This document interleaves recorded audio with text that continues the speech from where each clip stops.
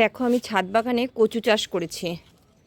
এইগুলো হচ্ছে সেই শোলা কচু বলে, সেই কচু।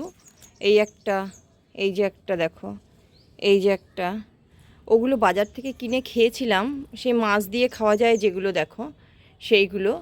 এবার খাওয়ার পরে আমি পুরো কচুটা খেয়েছি, মুখের দিকটায় ঠিক এরকম এই 4 আঙুল মতন কচু আমি কেটে এরকম করে মাথাটা উপরের দিকে দিয়ে এরকম করে গেড়ে দিয়েছিলাম। সেই মাথা থেকেই দেখছি কচু এই যে যেই গরম পড়েছে এরকম এত সুন্দর কচু হয়ে গেছে। এগুলো তো এবার এই ডাঁটাগুলো খাওয়া যাবে, তারপরে আবার গোড়ায় নিশ্চয়ই কচু হবে, সেই কচুগুলোও খাবো। ওগুলো দেখো কালো, এইটা একটা করেছি সাদা হয়েছে, এটা আবার দেখছি।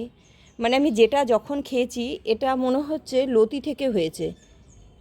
সেই লতি খেয়ে, লতিগুলো সবজির খোসার সাথে ছিল, মনে হচ্ছে এটা লতিরাজ কচু হতে পারে।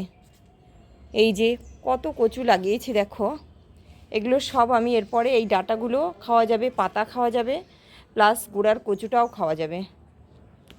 দেখতে পাচ্ছ?